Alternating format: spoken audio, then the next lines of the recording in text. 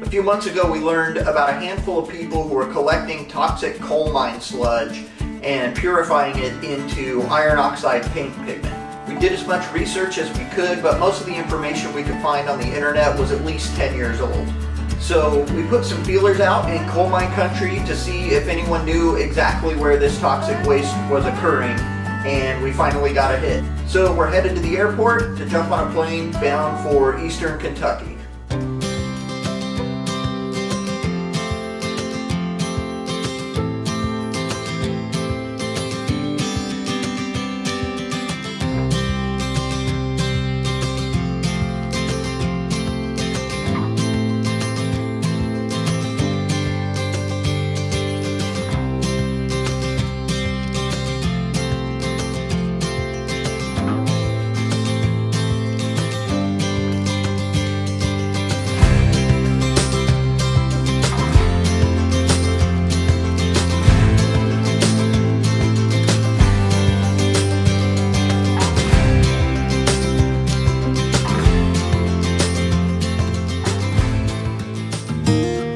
Unfortunately, after flying, driving, and hiking to the location, we discovered that our lead had been wrong.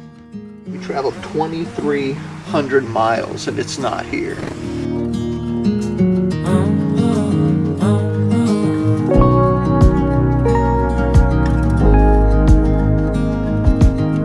It was absolutely polluted, just not with the coal mine waste we'd been looking for. I've been acting like a wild man. So we started asking. Every time we stopped for a cup of coffee or a tank of gas, we asked everyone we saw if they knew any places where the creeks ran orange.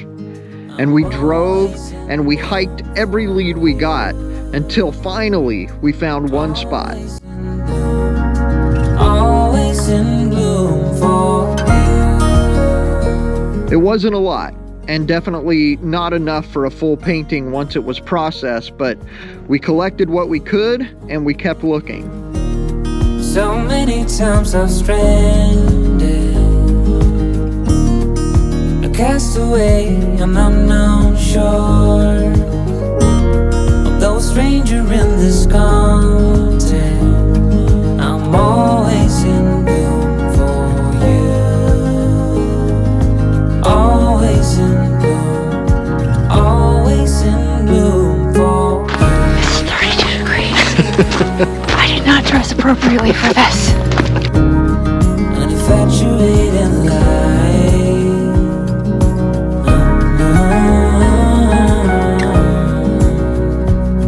Although it hurts me, be with you. I'm always Graceful. It really was. in bloom for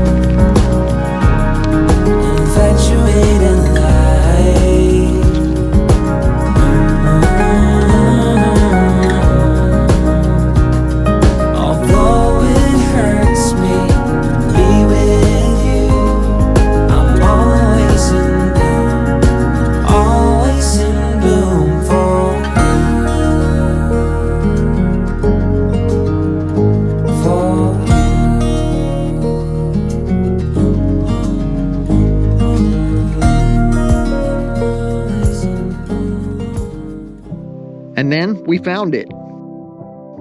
And when I say we found it, I mean we found a lot of it, like a 50-foot waterfall of it.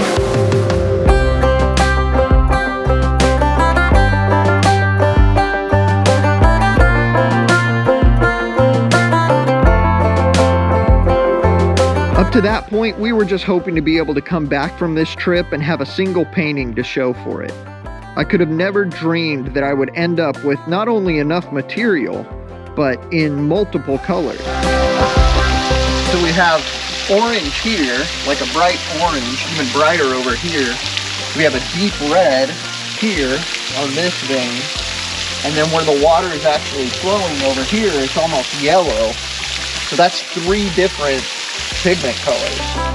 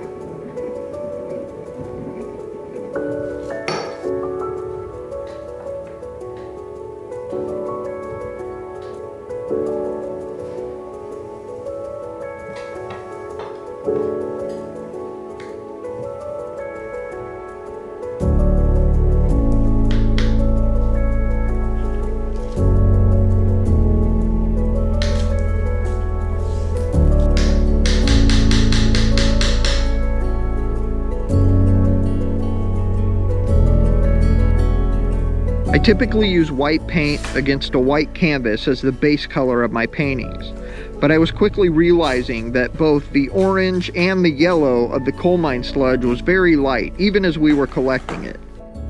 I also realized that as we drove down through eastern Kentucky, anytime we passed through rock formations that had been blasted to allow for the road to be laid, there were lumps of coal that had been unearthed in that process just lying on the ground. Coal has been used as a paint pigment for thousands of years. I knew it would make for a perfect black background to the orange and yellow color we had collected, so coal black it is.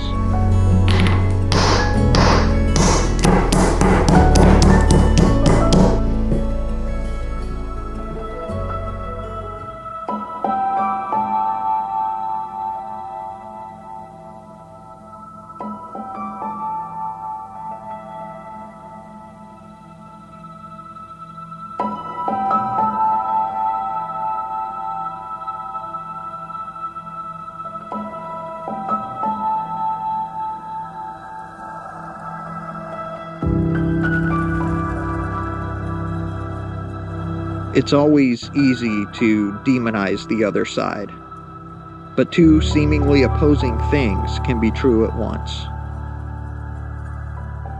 Coal mining has devastated not just Appalachian landscapes, but environments all over the world. It sent many of its workers to an early grave and catastrophically polluted our air and waterways.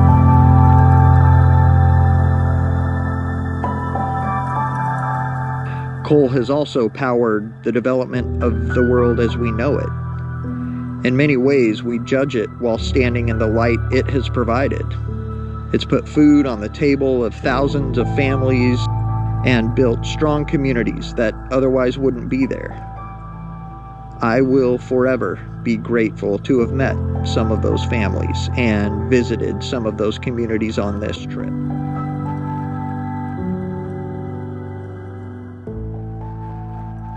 The paintings in this video are available on my website.